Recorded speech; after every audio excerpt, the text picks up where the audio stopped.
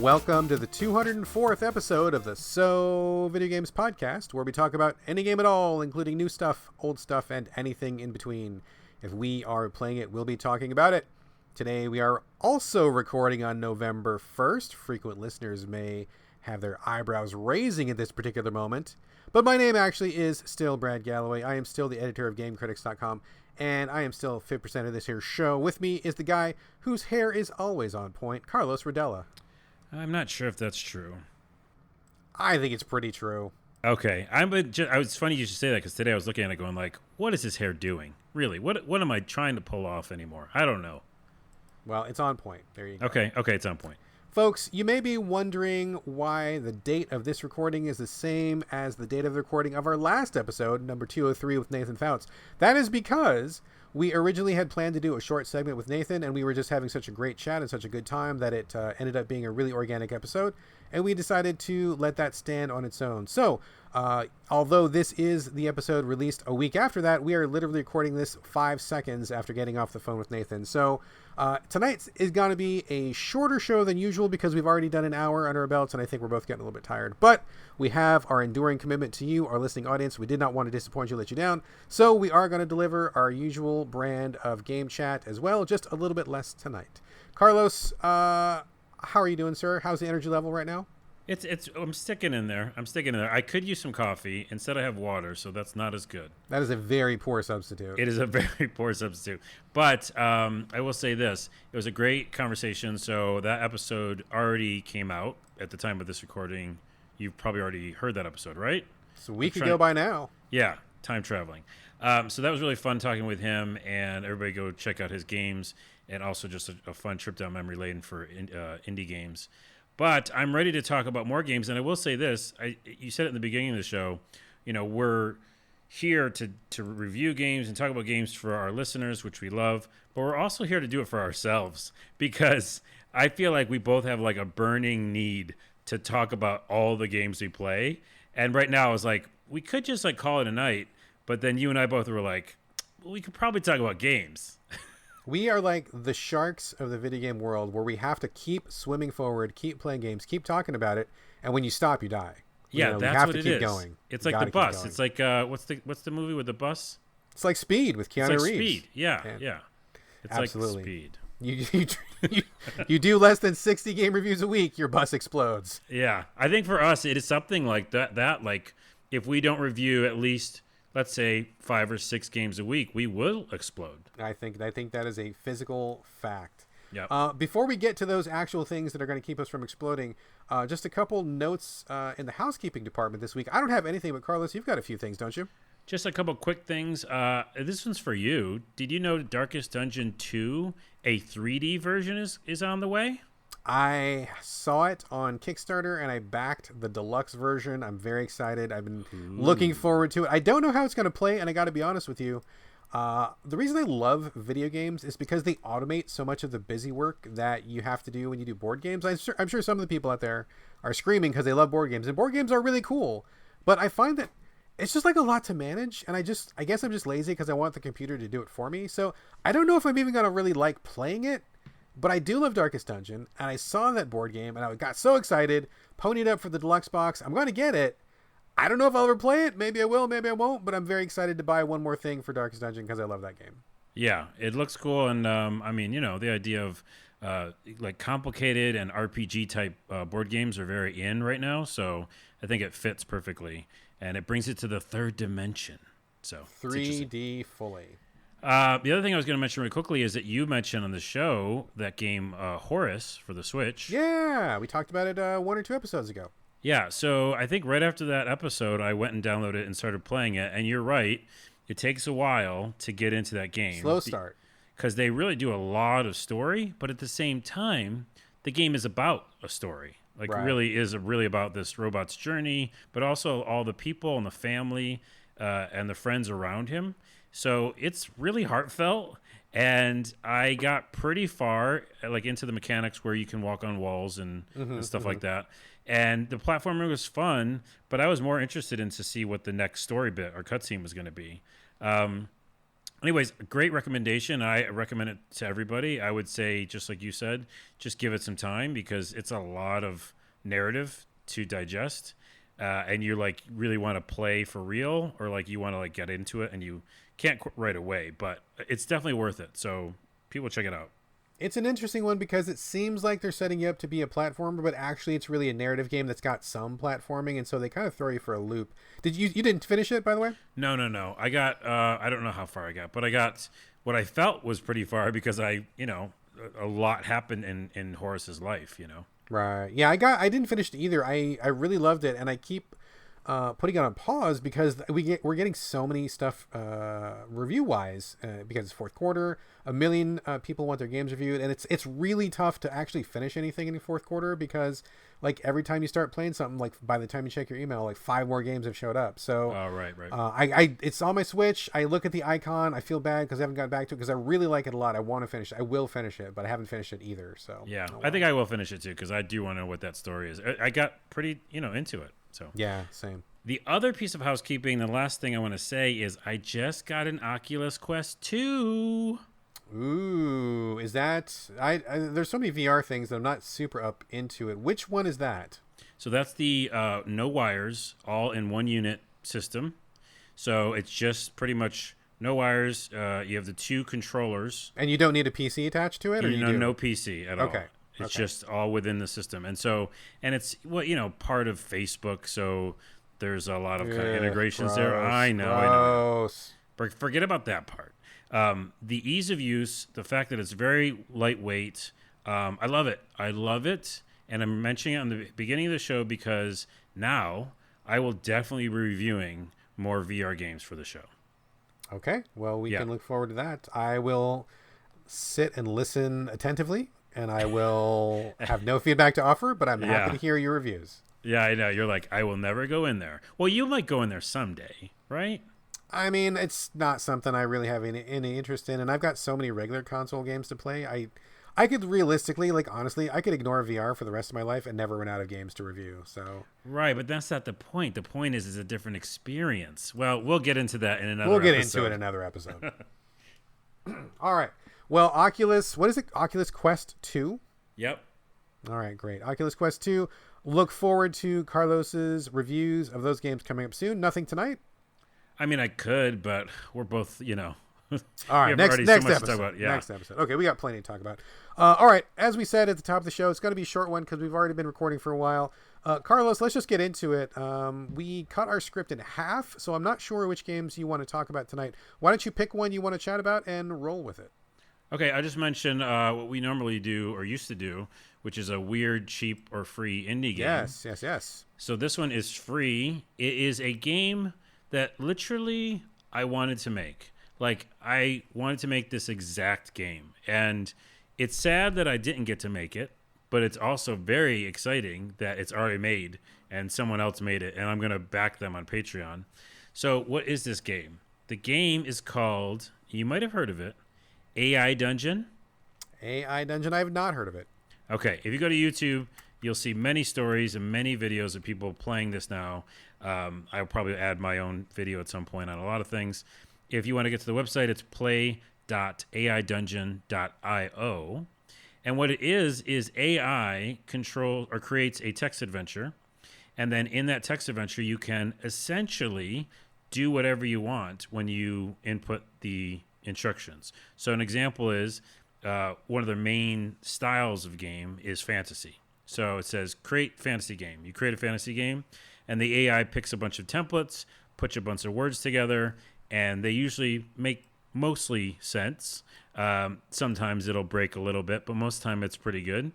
And, say like you're standing next to a castle and you're kind of near some woods and you see a dragon in the distance. And this is all text. This is all text. All text, yeah. And you can do 3 different commands. You can do something, you can say something, or you can add to the story. The add to the story is a little tricky because essentially what this program is doing is it's having people play it but also teach it. So you can actually help the creation of this program and the AI get better. So some of the story stuff is for that. So you want to change the story direction that it's going in. But for the most part, you're going to be using do. So let's say you see the dragon in the distance. I saw somebody on YouTube say, like, go pet the dragon. And so when they did that, the AI decided that the dragon was a small dragon because in order to pet it, it would have to be a small dragon, right? So then it says, the AI said, the small dragon lands on your shoulder and you pet it.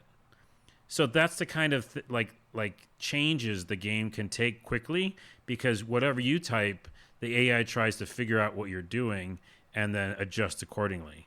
It's fascinating. It sometimes breaks, and I love it to death. Interesting. Who are the developers? You have their name handy? Oh my goodness. What is this, a place where we do homework? And we don't do homework, but it's such a cool project. I want to give them a shout out, or maybe direct people to maybe they've done some other work possibly. Like, I was kind of curious, have they done other AI work perhaps, and they're getting into games now, or what's the story on this? I'm going to the about page. It's again play.aidungeon.io. AI Dungeon by Latitude is a first of its kind AI generated text adventure. So I guess the developer is Latitude. It might be one person. Again, totally envious, because I want to. Maybe I can work with him on this, but. And that's not a joke. No, I mean, I think that's amazing. You're like, you like it so much, you want to join his team. That's fantastic. Oh my goodness, yeah. So on the Patreon, which is AI Dungeon. So if you just go to patreon.com/AI Dungeon, okay, it just shows one guy, and there's a couple different levels, and yeah, it just talks about the game itself, and I guess he's calling his developer Latitude. But yeah, it's so fascinating. I just recently they did a Halloween thing, so they said, hey, you want to play a scary game on Halloween? And I was like, yeah. So I made a scary game, and it was zombies, and I had to save my sister, because it was like, you have to find your sister. So I found my sister, and then I just said, like, we get in the car, and we drive away. Like, try to just get away from the zombies. And it let me. It was like, you get away and you get out of town. And I was like, cool. So then now what do we do? So I said, like, go make sure my parents are okay. And then so it drove us to my parents, and we got out, and it's fascinating that's the things that it does remember, because I try to make games like this, and like, say you get to your parents' house, normally my AI text or whatever adventure thing would forget that I had a sister. Do you know what I mean? Because like, that's a variable. Right. Like, you have to remember that you have your sister. Or like, you go to your parents, and when you do commands in the house of your parents' house, it might forget things, right? So it remembers enough stuff to make it like believable. So when I actually like said go up to my parents' house and knock on the door, it said, your sister follows you, and you go and knock on your parents' door. So anyways, long story short, we went inside and told him about the zombie apocalypse, and I convinced my dad not to go to work, because he was going to go to work in the morning. I was like, you probably shouldn't go. And then like, I asked him if he had any weapons, and he said no, he sold all his weapons for supplies and food. And then we just stayed at home, and I ended up washing dishes after dinner. Like, as you do. As you do. Like, that's the game. Like, it goes where you want it to go, and it adjusts really well, like eerily well. Interesting. That sounds absolutely fascinating. I don't, I barely ever play PC games, but this sounds like something I would want to noodle around with, just to see the weird turns it would take. Oh, yeah, and you could do it on your phone. I'm pretty sure it's on everything, because it's just a text really? adventure. Okay. Yeah. I think the game that I was working on, Text Adventure, was easily playable on your phone. It's just, inputting commands. So anywho, I highly recommend it. I can't stop playing it. I want to make like a video every single week on it, because like each story is a different fucking thing. You don't know what's going to happen. So yeah, and also it helps everybody who plays it, because it helps the AI get better, and then it basically learns to not like say things that are like broken and stuff. Right, and eventually becomes our, cybernetic overlord, wipes out humanity, and we regret ever doing it in the first place. Yeah, it helps singularity arrive, and then weird things happen. Skynet. Yeah. By the way, that's not going to happen. Ugh, it's a whole podcast. I want to talk about that someday. Don't worry about it. So that is AI Dungeon. You probably got a couple more things on your plate. Well, what do you got? You want to go? You want to take a turn? Do a couple games, and then I'll do my big one. Okay. I'll do a couple, not dismissals exactly, but kind of strange experiences, I guess. The first one is called Red Lantern. This just came out for Switch. I believe it's on other platforms. It is a roguelike, because I play all the roguelikes. Surprise! Surprise! Shocker! And a surprise twist, Brad played another roguelike. Oh, hold on your seats, folks. But this is a different kind of one because you are actually driving a team of sled dogs across Alaska. That's what this game is about. But it's also a roguelike. It's Cool Runnings? Kind of, yeah, basically. So what happens is you start the game. You are a person in a van, and you're going up to like Alaska, and you've got like, I don't know, problems in your life or whatever, and you got to go do this thing in Alaska to kind of clear your head and get out there and get a fresh start. So it's weird because it's first person. So the view you have is like your hands on the handle, not really a steering wheel, but like the handle of the sled, and you look, you can see up every dog's butt that's in front of you, which is kind of funny. But that's what it would look like if you were driving sled dogs, right? So you start the game, and before you go out on your sled, you got to pick dogs, and it gives you like lots of choices. It's like, oh, here's Badger, and he's real aggressive, but he's got good stamina. Do you want to take Badger with you? And then you like choose one, and then it'll be like, here's Sadie, and she eats a lot of food, but she's also never gets lost in the woods. Would you like to choose Sadie? And like, there's all these dogs with like different qualities, right? And so you got to pick your team of, I think it's 6 dogs, and you get, I think, 14 choices overall. And I think it changes every time. I don't know how many dogs total there are, but you pick the team that you want to have. You get into your sled, and you see this little map of like Alaska, and you start on the left side. You want to get to the right side because there's a friend and a cabin or something, and you got to get there. I mean, I was like on board so hard with the idea of this game because it's so different, so interesting. I mean, I like roguelikes, but to take it in this direction where you're like mushing across, the Arctic like wasteland, and there's trees and there's snow, and you got to manage your dogs and stuff. So how it breaks down is actually pretty interesting. Once you get on the path, you just go, and I gotta say, I was very confused at the beginning because I thought I would be steering. There is no steering involved. The dogs do all of the driving. So you kind of just sit there. And I was pushing on the D-pad, and I wasn't sure if I was even doing anything because like the dogs are kind of naturally like weaving back and forth a little bit. I guess that's just what it's like when you're on a dog sled, I suppose. And I'm like, am I controlling? I'm pushing left. It looks like I'm going left a little bit. Am I not pushing left enough? How does this work? But no, you don't. I eventually figured it out. You don't. The dogs are like, it's cute. He thinks he's driving. Yeah, he's got that fake steering wheel. He thinks he's moving us. Ha ha. Yeah.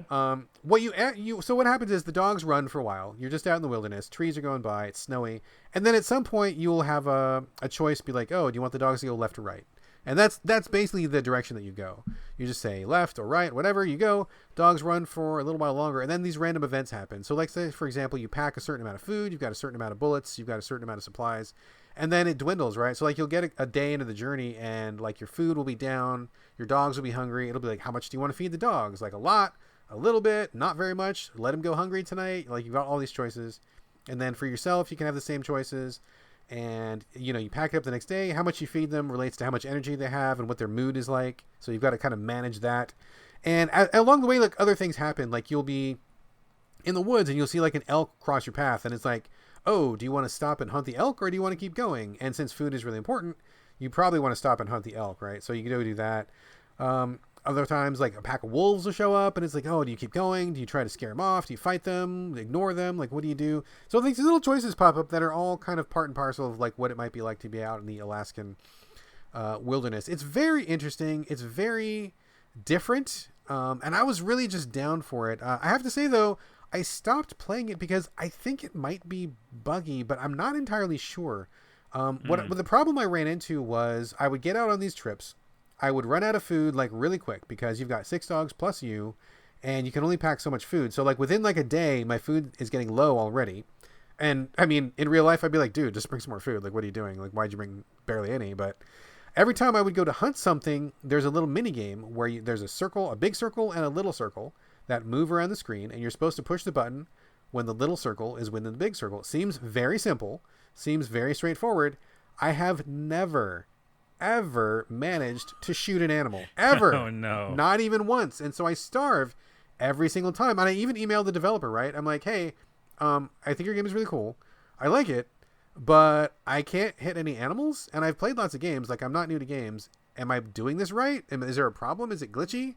And they're like, that's weird, you should be able to shoot some animals. And I'm like, okay, Yeah. but I can't, and I'm starving every single run that I go on, so something's going on here. It reminds me of Iconfell. Was it Iconfell? Arkenfall? Iconfell, yeah. Yeah, when I was trying to do that, like hit the button at the right time with Yes. like the hits and stuff, I felt like I was hitting it, but I wasn't doing it. Maybe it feels like that, but Yeah, kind of the same thing. this sounds like Oregon Trail, by the way. It's like a little bit Oregon Trail if it was first person kind of sort of a thing. I mean, it's got a cool vibe to it. It's a really cool idea, really cool design. But we had somebody review it for Game Critics, one of our newer guys, I believe, and he said the exact same thing. He said he couldn't hit the animals for shit, and he kept dying of starvation. But he said he let his girlfriend try it when she was bored, and she ended up beating the game on her very first try. So Whoa. I don't know what the difference is. Maybe she had beginner's luck, or maybe her game wasn't bugged and his was. But I mean, it's a problem, right? Like if part of the game is getting food on the way and you can't hit food and you run out of food every single time, that's a problem. So Yeah. I don't know what the deal is. I'm gonna maybe come back to it if it gets patched or something. We'll see. But I love the idea. I feel like something's going wrong in that game right now. It's an interesting idea. I like it a lot. I'm gonna call it the dog butt though. From here on out, it's got to be called dog butt. It's got to be called dog butt. Yeah. And just FYI, you can pet every single dog in the game, and you can pet them all as much as you want. And there's a setting to where sometimes things will happen and your dogs will die, but if you don't want the dogs to die, you can have this little thing that says dogs never die. So you can immortal dog butt. Immortal dog, or you can have the, oh my god, I lost 3 dogs and now I've only got half a dog sled team. That can happen as well. You can customize that to your preference, which I think is cool. So I mean, it seems very cool. I like the idea of this game. I want to play it. I don't know what's going on with the hunting. So yeah. All right, that is Red Lantern. I played it on Switch. I believe it's on everything right now. Carlos, let's turn it back over to you. What's next on your plate? Well, yeah. I mean, this is a pretty epic game. I can tell you my first impressions of Watch Dogs Legion. Watch Dogs Legion. That just came out a day or two ago, right? I mean, recently, regardless. Recently, right? Very like, recently. I remember because it was last Thursday, or no, it was out a day early because it was supposed to be last Thursday. The release date was last Thursday, which again is about like what 4 days ago. But it came out on that Wednesday night, and I was like really excited. Oh, So okay. All right, yeah, excellent. so especially with Cyberpunk being delayed again, Yes. we didn't talk about, and that's fine because everybody calm the fuck down. Let them make a great game. We're going to be playing that game for a bazillion hours, so make sure they get it right, whatever. But because that's not going to be here, I want to lose myself in a game, especially with democracy ending, potentially. And so what game can I do? The way you work that in there, I'm like, oh, is that a new game? Democracy Ending? Is that a new... Oh, no, he's talking about it might real be real life, life. folks. Real life. It might not. So we find out. And we've already found out, by the way, because we're in the future. So, oh, shit. Oh, my God, that's right. By the time people listen to this, we will... Oh, Jesus, that's depressing. Well, maybe it's is it hopeful. Who depressing? knows? I know. I don't know, maybe. Wait, hold on. Let's do a reaction to both, Oh, my okay? God. Let's do a We're in reaction to time both. Okay. Ready? So this I is guess. if he...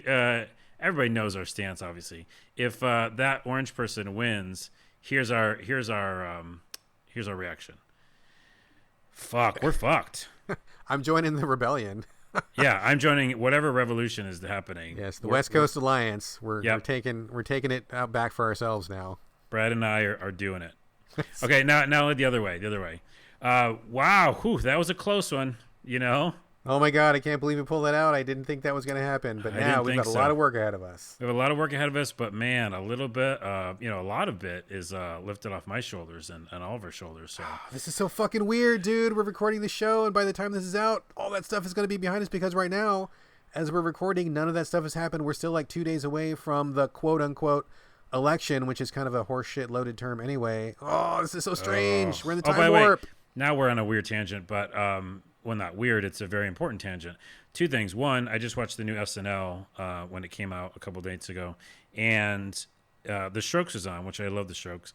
And I think in general, SNL took a nice stance, and they were like, "Fuck that dude." Like Yeah. they literally were like, "Okay, we can't like pussyfoot around this anymore." The only Which I- correct stance. Fuck that dude. Yeah, and they said it a couple times in the show, which is nice. And then The Strokes, Julian, the lead singer, changed a bunch of lyrics of one of the songs because I know those songs very well, and it was all about taking power, with money and stuff like that, like buying power. Right. And he just changed the end of the lyrics about Trump, and it was really, really powerful. So yeah, it was really cool to experience that. Second thing I'm going to say is at the time of this recording, we have 2 days before that happens, whatever that is. And again, it won't really be decided, but things will start going in motion. Yeah, something's gonna happen regardless. Something fucking's gonna happen today or tomorrow. I'm gonna go to the store, and I don't normally do this, but I am gonna definitely stock up on some stuff. Just to fuck yeah, dude. Are you just to kidding like me? not go back outside if I don't want to, if it gets weird or something, you know? Oh, dude, no, I 100% agree. Like, we haven't really discussed this, but like, I bought. I mean, I have some stuff put away, like in terms of food and supplies and water and stuff. Like, if we don't need to go out for a couple weeks because of reasons, like we're gonna be okay. I definitely was thinking it's not going to be business as usual once this goes down. I hope it's going to be fine. I'm praying it's going to be fine. But there's a lot saying that it might not be fine. So it's good to hedge your bets. It's good to play it safe. It's too late to say it now because it'll be over by the time people hear this. But yeah, I hope people listening have taken care of themselves. I know money's really tight, but maybe buying a couple extra boxes of pasta, maybe, a couple things to tide you over in case you can't get out to the store might be a pretty good idea. Yeah, or you just don't want to go out because it's kind of weird. But I will say this: we are in Washington, and I feel like, I'm not like afraid or whatever, but I can see there's pockets of this country that have like, issues where people might want to do something. So whatever, let's put a positive spin and say it's gonna be fine. Hoping we can look back and say yes, it's fine. Yes, but this brings me to Watch Dogs Legion, because in that game there is a company, essentially a government takeover coup type thing. It's kind of similar. It's this company called Albion, and they kind of are a government organization, but also a company, and you don't know what's going on with it. But essentially, it frames the revolutionary group that was trying to, do good, and similar to things like in this real world setting, it says, oh, these people are the terrorists and they're actually the good guys, in quotes. And so because they're framed, they have to go underground. And now this huge Uber corporation government kind of rules over London and England. And they have drones in the sky, and it's kind of in this far future. But it feels like today as well. It just feels like a really kind of police state type setting. Boy, no connection to today's reality at all there. Not at all. But that's exactly why I'm playing it, because, I get to be potentially what I might be in the real future, working towards justice and fighting against tyranny. So that's a fun time. And that's what I do when I want to go to my couch and relax. But it is actually relaxing, and it is, to talk video gaminess about it, it's Watch Dogs 2 again. Like, don't be fooled. It's definitely like a leap in some regard with like graphics and some of the kind of playability stuff, but it feels like more of the same. So if you liked Watch Dogs 2, then you're going to like this game. That's the short review, right? I mean, do you feel like, a quick question on this. I mean, a lot of people like Watch Dogs 2. I know it's a big favorite of folks. But the big hook, tell us about the hook where instead of having one main character, it's like it's the hook of the game is you can play anybody that you want, right? Or like there's random citizens or something like that? Yeah, so that's the big hook I was going to talk about. But to kind of finish that point with Watch Dogs 2 and the things that are the same, one of the huge things was the hacking mechanic, and the thing they didn't get right in Watch Dogs 1, but they got right in Watch Dogs 2, which is a lot of puzzles, right? So you find a area that you have to infiltrate, and instead of just going in and shooting up the place like other video games, you can use a lot of your brain and actually just hack through different traps. You can open different doors. You can, take over cameras, take over drones, take over the spider bot, which is a little kind of spider robot. And that's like beefed up, right? So if you remember that from Watch Dogs 2, it's like on steroids. It's like you can do a lot more of that, right? Okay. Which is fun. So then the second mechanic that they really added, besides the beefed up one of that, is this: you have a team of people. So it creates a random person for you in the beginning. So this isn't a game where you like make your perfect character. But weirdly enough, of the people I could pick that were kind of randomized, I really liked the one that I got, which was someone with a mohawk, which is so funny. Ooh, that was ironic. I know. And I was just like, this guy's perfect. So I was really happy with him. But then your missions are about, you can't get to a construction zone because you need a construction worker. So they kind of show you how to recruit people. And how you recruit people in the game is you essentially just do a mission for them. So I met a guy at a construction site who I needed, and he said, hey, help me out with this one thing. I got a problem. If you help me with that, then I'll join your team. And so you do a quick mission for him, and now he's on your team. And the rest of the game, you can switch between all the characters at any time. Now, what's interesting is, like you said, you can recruit anybody that you see in the city. And what Watch Dogs 2 did, and they do in this one as well, but it's not rocket science. They randomize every single character you meet, right? So each one has like a different thing that they like. They're into mystery novels. They go to the gym a lot, whatever. They're a detective. It's just a text, right? And then the other thing is their skills, which is important. So construction worker has different skills. A bare knuckle boxer is like really good at fighting. I met a girl who's like a scientist, but her main weapon was like a huge hammer. I was like, okay, because it's fucking random. You know what I mean? Right. I mean, does it seem goofy or does it mostly hold together? No, it's both. It's sometimes it's really, really goofy, and that's why, because it's like so, weird ass random. But there's like, again, main story beats where those characters are going to be a little more fleshed out, right? And that this person fits in with the story. It makes sense that he has all these skills. So they give you a couple people early, and then you find a couple people, and then again at any time you can find someone to go bring in. And for me, it was kind of almost like romancing someone. Because I was like, well, I want a girl on the team, like a badass, like a nerdy girl, but she also can handle herself with like a gun or melee or something. And I just was like walking the city creepily. That's creepy. Scanning everybody. Here's Carlos walking the streets of London. I need a girl. She needs to be good at fighting, but also nerdy. Yeah. That's weird. That's uncomfortable. It's weird and a little uncomfortable, but I'm not really romancing her, but you. Right. What's interesting, though, is when you become the character, after you've recruited them, you can go shopping for clothes. So you can kind of make them how you want them to look.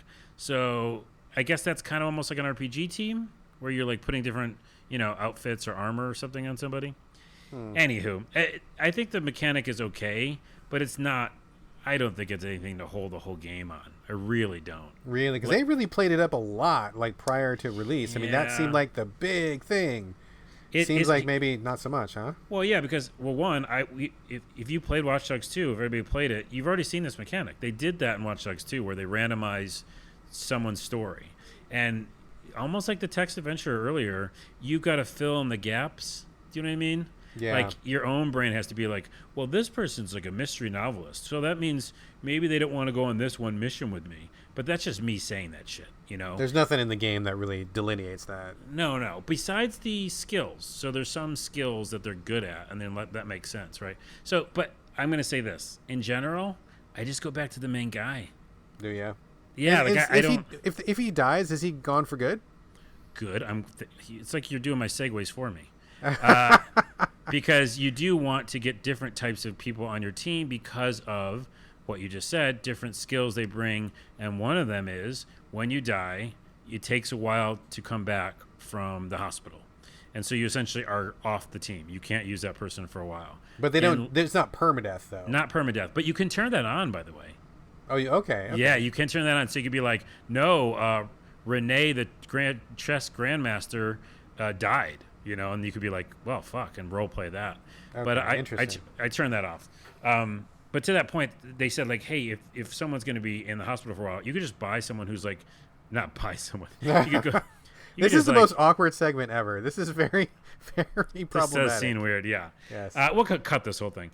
But you can find a medic, and then the medic reduces the time that your characters are in the hospital. Gotcha. Right? So there's that kind of stuff. But in general, long story short, I don't think the mechanic is anything to write home about. I like it because it's more Watch Dogs, and that's why I'll keep playing it. Also, it's like fighting, this overarching, fascist bullshit. Right. And I'm, excited to fight against that. But I really always go back to my main character for the most part. And unless I have to do, a secret mission that, one person has a certain skills to do it only, then I'll do that, I guess. But yeah. Are you leveling up dudes, or when you get them, are they just that's how they are? Right. There's more skills as well than in Watch Dogs, I believe. Well, so you can level up your weapons as normal. You can level up your your hacking ability, your spider bot ability. So yeah, there's different things you can level up. Okay. All right. But by the way, I think most of this does a really good job of making shooting almost the last resort. A lot of the guns, if not all of them, are non-lethal, I believe. Oh, really? Okay. Interesting. Yeah, they're like electricity ones, because whenever I would shoot people with them, they would just be like zzz, zzz. So even though there's a shotgun, it's like an electric shotgun. Extra electricity in those shells. Yeah. And then they do a lot of really good melee, which I actually enjoy the melee. So you could essentially do a pacifist run, I think, in this game. Interesting. Okay, cool. I know that's a big goal for a lot of folks, so it's nice that they give you the option there. Yeah. So awkward review over, or awkward preview over. I really enjoy it. I'm going to play it until Valhalla comes out, until Cyberpunk comes out.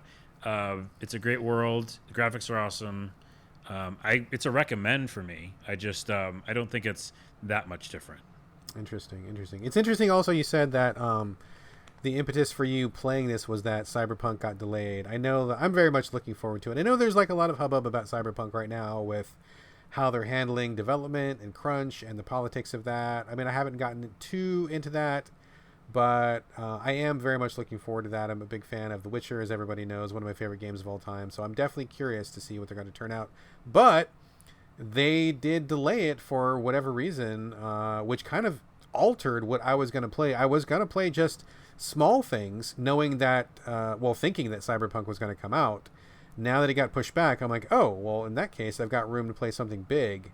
So I started Wasteland 3, which I've been talking about on Twitter. I'm not going to talk about it tonight because it's too much to talk about. But I was planning to hold off on that till next year. But now that this month has opened up, I figured that's a pretty reasonable amount of time for me to go through Wasteland 3. You played that, and we talked about it recently, right? Yeah, and I almost got to the end. I got pretty far. I really, really liked that game. Do you know how much time you sunk into it? Oof. I mean, it seems pretty big from what I've seen so far. I feel like it's a 60 or 70 hour game, or maybe longer. Yeah, I was thinking 100 hours maybe. Yeah, I probably spent like 30, I want to say. Okay. Yeah, it's like a healthy number, and I really had a good time with it. By the way, I will tell you, miniature spoiler, and it's without saying any of the characters' names. Yeah. But I got to a part that's near the there's like a fake Ronald Reagan in this game. I haven't done that part. I know what you're talking about, but I haven't done it yet. Yeah, I don't need to talk about it, but there's like a faction. You meet a lot of factions, and there's a faction with like this Ronald Reagan statue and stuff.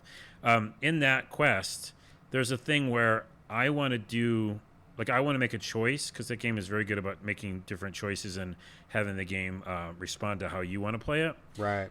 But I want to make a choice that's pretty drastic, and I can't because I'm under leveled. And that really frustrated me, and that's why I stopped, actually, temporarily, probably, because I want to go back. But I didn't want to do the thing they were going to make me do. Right, because you didn't have the skill to do the thing that you wanted to do. Yeah, and I kept doing it anyhow and being like, I can get by, right? I can, like, video game it, you know?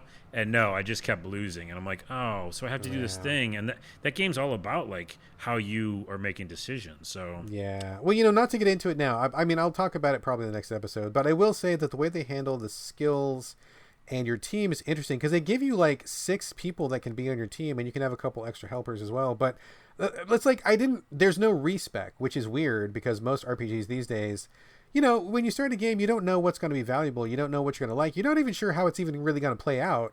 And they make you make these choices. And I put in a while before I finally clicked and was like, oh shit, I want to do XYZ. And I've actually done ABC, and maybe I can make it work. And I don't want to go back. And you can roll a new character if you want and keep going with the campaign that you have. But it's like, I've already kind of got attached to the people that I have, and I think I can make it work. But I will give a really quick piece of advice to people who are thinking about playing Wasteland 3. Like, make sure that ultimately you want every single skill that's available. So, like, don't have your characters all have the same fucking skills. Like, have one person do nerd science, and one person's a mechanic, and one person's a first aid. Like, don't clump them up, and don't double up, because if you have each character having at least one of the skills, you're guaranteed to, like, be able to pass the checks that you want to do, like you just described, Carlos. Like, one person's, I put all their points into lockpicking so I can do the lockpicking, but then I've got a first aid person who's doing all the first aid. And it's like, it's really important to like diversify those skills, folks. Do not sink all your points in the same skills, because you will hit a bunch of roadblocks, and you're going to be frustrated because you can't pass them because you don't have enough skills. So, like, word of advice, every character have a couple different skills, and don't double up. And to that point, like, so lockpicking is like, say you have a great lockpicking skill, you might be able to do a different story option because of that. Exactly, right? exactly. Or do a different way. Yeah, totally. And also have a sniper. Motherfucking have a sniper. Have 2 snipers, yeah. At Yeah, least. I've hit like 1 or 2 things that I couldn't do, and thankfully they were pretty early on, so I was like, oh, this is how it's going to be. Okay, I get it now. And so I went back and tweaked a few things. But yeah, I think I'm okay to progress. I haven't gotten too frustrated, but yeah, that's... Ah, man, I wish there was a respec. I would really want a respec right now because I would totally redo like all my characters if I could. You know what? Now that you're saying it, oh my goodness. And then we talked about it way too long already. But we did. I almost want to restart it because I know, like you said, knowing what I know now, like I'm the same way. I'm in this like position where I'm kind of stuck, right? Yeah. And I've already leveled all the characters. I don't want to add a new person because I'm in this like everybody's at the same level. Right. But if I restarted and did go back for another 20, 30 hours, I would have like the best team. And honestly, dude, if you respect knowing what you know now, you would fly through that stuff like no problem. Like you wouldn't get stuck. I bet you would like spend half the time, if not less, going through that. Because you would have the right choices and you would know like how the game works. Like it's always been the weirdest thing to me that people have you like pick and spec your characters before you've even played the game. And like let me play for like 2 hours. And then once I get to that 2 hour mark, then let me lock it in. I think Fallout's done that a couple times. I think a couple RPGs have done that. But like, don't make me make permanent choices before I even know what your game is about. Like, let me get in and just check it out. Like, I don't want to have to throw that 2 hours away, you know? The beginning, I was like, me and Melee, I was like, all right, let's do it. Melee only. And I'm like, oh, no. Oh, no. Well, I mean, and Melee's awesome, right? But you can't have a team of just Melee because that's broken, dude. You're never going to win with that. But like 1 Melee person, amazing. 2 Melee people, your team is too weak. So it's like, yeah, you got to balance. But anyway, I'm actually not talking about Wasteland right now. Let me get to the games that I am talking about. Couple of quickies here. First one is Disc Room. This came out. I'm playing it on Switch. It also came out, I think, on everything. It is a small, tiny little indie game. I don't even know if it's a roguelike. It may be a roguelike or it may not be. I am not clear on that. Basically, this is a small indie where you take a little scientist guy, go into these single screen rooms that are fucking full of spinning saw blades. Like, you cannot fit any more goddamn saw blades in each one of these rooms. They are just like whirring saw blades all over the place. And your dude is teeny tiny. He is going to get chopped up so fucking many times. It's going to be a bloodbath. But that's the point of the game, right? It's a game where you go into these rooms, you see the saw blades, and each room has a different goal. Like, the first room will be like, survive for 10 seconds. 10 seconds is like the benchmark for most of these rooms. If you can dodge those blades for 10 seconds, you're good. Or it'll be like, get killed by 4 different kinds of saw blades. Or it'll be like, like those kind of goals in each room, and each one is different. Or, collect 4 different power-ups without getting killed, or, something like that. Little mini challenges in each room. And depending on if you can finish those challenges or not, it opens up more rooms. You get further in. You have different challenges. Like, the boss rooms are interesting, too, because it's usually a giant saw blade with other little saw blades. And the boss fight, because how do you fight a spinning saw blade? You just have to stay alive longer. So, like, I think the first boss room is, like, survive 20 seconds without dying, and that's like you quote unquote beating the boss or whatever. So it's interesting because you're just dodging a lot, so it takes a lot of reflexes, takes a lot of like focus and attention. Super high energy, high action game, and to survive 10 seconds doesn't seem like a big deal, but oh my god, in some of those rooms you're like, it just seems like so impossible. As you play the game, you unlock little skills. It'll be like one skill lets you dash through saw blades, which is like pretty game changing. One lets you make clones of yourself. So if one person gets killed in a room, you still got a backup. There's one that lets you absorb a saw blade if one's coming at you, which is also pretty helpful. So you get like these little powers that kind of help you progress. I think overall it's pretty cool. Kind of irritating because you die a lot, and sometimes it just gets really frustrating because, you're just getting cut up over and over and over and over. But the thing that really made me stop playing this game is that I got to a section of rooms that were black, that were dark. There was no light. And it's like you're in a room with like 18 spinning saw blades bouncing around the walls, and you cannot see. And I'm like, okay, darkness in games, number one, I just don't like in general, because video is an important part. I got to see what I'm doing. Yeah. And this game is, I tried doing the dark room like 20 times, right? Couldn't make it. I had to make it 10 seconds. I kept dying. 5 seconds, 6 seconds. I think my best run was like 8.1 seconds. And I just kept dying, and I'm like, fuck this. I can't see what I'm doing. There's no skill involved in this. It's just like luck if I get hit with a saw blade or not. And it made me really fucking irritated, like unreasonably irritated.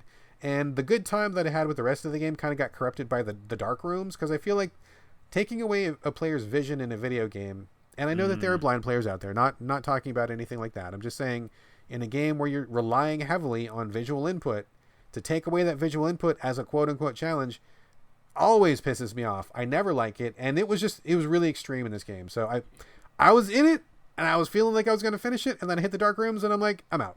I'm done. So I didn't want to do that anymore. It could have used a flashlight skill. Maybe there is a flashlight skill. Maybe I didn't unlock it, but I didn't see that. And there's this other dark room where it flashes. It's dark, totally black. It gives you 1 second of like light, and then it goes dark again. And so you're kind of hoping, based on that 1 second, that you'll know which way the saws are going. Again, fuck that room. Fuck the darkness. Fuck seeing. It just, it sucks because, and I'm sure that there's somebody out there going, oh, whatever, just get good. You'll be fine. Like, whatever. Like, fuck off. Like, it's just, it ruined what was otherwise a good time. But I think it's a good game in general. I think the art is really cute. I think it's a cool idea. It's good for really short pick up and play sessions. I mean, I was kind of grooving on it, but that dark part just ruined it. Just ruined it. I like the art too. I'm looking at the little kind of cutscenes. Like that little character is really cool looking. It's cute. Yeah, it's very cute. He looks great. I feel like I would do the exact same thing as you did, and I would play it and get to a dark room and be like, fuck this game, because then you can't even get good. Like it's kind of just bullshit at that point. So that's frustrating because a lot of it looks really cool. And it is. I mean, I recommend it. If anything I've said sounds cool, I mean, check it out. It's a small game. It's probably not too expensive. But the energy that I had for trying some of these rooms, I did some of these rooms 20, 30, 40 times, right? Like I was like, but I was in it. I'm like, I'm this is tough, but I know what I'm doing. I can see what's going on. I got the skills. I can change my abilities. Like I was agreeable to the challenge, but then it got to the dark room and I'm like, this does not feel fun or fair or entertaining. And it really did turn that quickly. Like it was going from, this is really hard, but I think I'm going to stick it out, to I'm fucking done with this nonsense. And I really turned on a dime there. So that was Disc Room. Played it on Switch, but I think it's out for everything right now. And the final game I'm going to talk about, and the final game of the show, really unusual, out of nowhere. I had never heard of this game until a PR emailed me about it and asked if I wanted to play it, and I said, of course, sure. It's called Filament. Have you ever heard of it? I haven't. I'm going to type it into my Google. Filament is a very, very unusual, very cool puzzle game. I'm playing it on Switch, but I think it's out for PC. I don't know about the other platforms. You play a person in space who docks with a space station. You get to the space station, and something has happened in the space station. You don't exactly know what happened. There's only one survivor, and she's locked herself in this room on the other end of the space station. You're trying to get to her, but there's all these like defenses and weird things that have been going on in the space station, and the way that you get to her is there are these little machines that have been set up all through the space station. You don't know what they're for. There's a story behind it, and she kind of hints at it a little bit, but there's all these weird machines set up. So you go to these machines, and when you touch the machine, it becomes a puzzle game. So at first you're walking around a space station, just like, a third person, top down, exploring the space station. And then you touch a machine, and it becomes a puzzle interface where you control a teeny, teeny, tiny little robot inside the machine, and he has a little rope attached to his booty. And what happens is you walk into these single screen rooms where there are lots of little pylons set up in the room. And what you have to do is walk your robot around all the pylons so that the rope coming out of your backside touches all the pylons in the room, but you cannot cross the path that you're on, and you have to touch everyone and then make it back to the opening of the room. So I know that sounds really strange and hard to describe, but imagine you're in this room and there's 5 pillars, right? And so you have to pull this rope behind you, walk around or between, circle the pillars somehow, so that your rope touches every pillar in the room but doesn't cross over itself, because you can't double back. You can't cross the rope. And then figure out how the correct path is, wrap the rope around all these pillars, and then get back to the opening of the room, and then the puzzle is solved. It's line puzzles. It's kind of like a line puzzle. Yeah, it's kind of like a line puzzle, but you control it with the robot. And there are other little circumstances, right? So it starts out very basic. Later on, it's like, you have to touch pillars of the same color. Or later on, you have to touch 2 pillars that have a switch on them, and then once you touch those, then a third one opens up. Or like there's all these little conditions, right? Like all these different things. But essentially, what you're doing is you're figuring out the optimal way to walk the robot through each room to touch the pillars in the correct way and then get back to the opening. And then once you do a set of those puzzles, it goes back, like you've quote unquote solved that machine. It turns the machine on, and these machines are kind of like interconnected throughout the whole space station. Once you get done with that, you can talk to the person who's trapped in the room again. She'll give you background about, everybody else is not here anymore, or they got killed or something. I don't know what happened to them. They don't know. It's not a spoiler. I'm just making this up. But you got to come get me, and I got stuck here, and I'm from Earth, and this is my name. And they kind of like, it kind of goes back and forth, right? So you do like 5 little puzzles, and then you go and like you get some story, and she's talking about the space station, and you're exploring the space station. You're finding little artifacts and snapshots and books, and you're learning about the history of the space station. There's like a little side story about a pregnant cat that happens, and you're kind of just like going back and forth. It's a really strange game because it's really high quality. Like the graphics are really well done. It's really polished, and it kind of came out of nowhere. Like I didn't hear anybody talking about it. I don't think anybody I've talked to even knows this game exists. But it's really, really good. I think the story is really good. It's really interesting, and I want to find out what happens to it. And I think the gameplay is also really good. It's logical, but it's also challenging.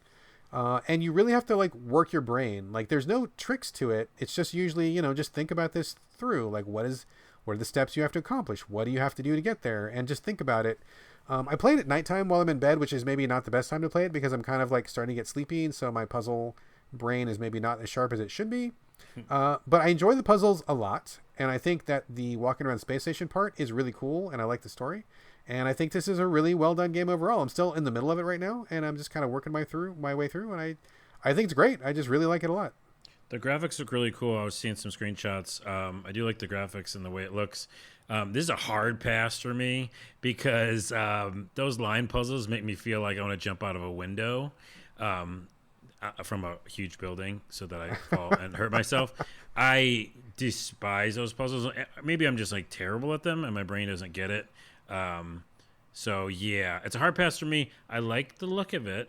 And I like that they give you a little story bit in between puzzles. I always like those types of games. Yeah. But I feel like I would like get so frustrated at pulling this little cord around. I don't know. Yeah. Maybe it's easier than I'm thinking about. But those line puzzles are in games, and I'm always like, well, I'm not doing that puzzle. It does get challenging. It does get challenging. I have had to look up a couple, solutions a couple times because I don't want to get stuck on one puzzle for too long because I really want to get back to the story and I really like the balance of it. It's a good mix. It's presented really well. I feel like it's really polished. I mean, you have to be good at these puzzles, and I'm okay at them. I'm not great, so maybe people who are puzzle geniuses will kind of blow through it a lot quicker than I am. Yeah. But I think it's really well done. It's a good balance. Like the story keeps you going. And then right when you're kind of getting tired of the story, you got to do some puzzles. And then right as you're getting tired of the puzzles, you go back to the story. So the pacing is pretty good. And I think it's just really, really well put together overall. And I don't think anybody in the world knows that this game exists. So this is called Filament. Playing it on the Switch, it runs perfectly on the Switch. I'm sure it's on PC. I don't know anywhere else that it is. But check it out if you want an unconventional sci-fi themed puzzle game with a good bit of story into it. You've had 3 unconventional games, really. Like, yeah, Dogbutt. Immortal Dogbutt. You had the Runaway from Saw game, but sometimes it's in the dark. That's weird as fuck. And then you have this robot who's got to fucking put ropes everywhere, and it's also a line puzzle game. And there's a pregnant cat. I mean, you played some weird games. That's what I do. I enjoy the weird games. I enjoy the different games. I enjoy unique games, and so I always will check out stuff like this and bring it to you, Carlos, and our data listeners. So before we go, one more thing. I also played a word game, and to remind everybody, we should do a recap at the end. We used to do that, I think. But AI Dungeon, go check that game out. It's fucking great, and it's weird as hell. Let's do a recap right now. AI Dungeon, Red weird. Lantern, weird. Watch Dogs Legion. Not weird, and pretty much Watch Dogs 2. Disc Room. Weird with a lot of saws and fuck the dark rooms. And Filament. Ropes and hard pass for me. Okay. No, but we should do that. I like that. At the end of every episode, let's do what we just People did. have asked us to do it, and we just forget because we suck. Okay. Also, one more thing before we go. I forgot to mention this, but about 5 minutes into any open world game, I usually cause like massive destruction, and Watchdog Legion was no different. It took me 3.5 minutes to remember that you can control all the cars in the game with your phone. So I essentially caused a massive traffic jam. All the cops were like, "Where is this coming from? What's happening? Someone find this hacker!" And there was like buses overturned. I got a biker, like threw him off the bike, put some taxis in there, and then all of them exploded. And I jumped on a drone and flew away. That took about 3 minutes. Sounds pretty epic. Is there a video of that anywhere? There's a GIF, and I'll share it. Yeah, I'll give it to you. Of course there's a GIF. Of course there's a GIF. Excellent. All right, well, cool. I'm sure we will touch base on Watch Dogs again. That's a pretty big game. We will tune into the further adventures of Carlos and his randomized army. But that's going to do it for this episode, folks. Short one tonight, but please go back to the last episode in case you missed it. Catch our interview with Nathan Fouts from Mommy's Best Games. And next week, I think we will be back to our normal format as long as the country is still here and not on fire. And if we're not thrown in liberal jail, I mean, I guess we'll see what happens. Because I have no idea. Yeah. We're recording this at the time where we are. You're hearing this in the future, but we are recording it in the past, and I have no idea what the world is going to look like in a couple days. So I'm kind of excited that we recorded an extra one, just because we don't have to worry about Yeah. I could text you and be like, "Hey, Brad, I'm just not feeling it right now." We can lock down the bunker and not put our heads up for a while and see what happens. So yeah. All right. Let's, cool. Let's hope it turned out great. Yay. Yay. Hopefully everything is fine. Hopefully democracy wins. Yay. So we'll see. So, all right. Okay, folks, that is it for the show. Before we go, we want to get your questions, comments. We still want to get to know you as listeners. So send us your information, all the bits. We want to hear from you. Hit us up. SoVideoGamesPodcast@gmail.com. We're also on Twitter as a show @SoVideoGames. But you can hit us up individually. Carlos, where do you want to direct people this week? I almost want to direct them to my new site, but I'm not going to yet because it's not ready. So just youtube.com/a-lot-of-things. Excellent. And as for me, same as always, BradGallaway. All A's, no O's. Catch me on Twitter. Catch me on Instagram. And that is going to do it for episode 204. Thank you again for joining us here, and we will be back before you know it, I hope. Let's see what happens. In the meantime, this is Bye from Brad. And this is hopefully not Bye to Democracy from Carlos. Oh, Jesus. It sounds so bad when you say it, because it's true. Because it's true.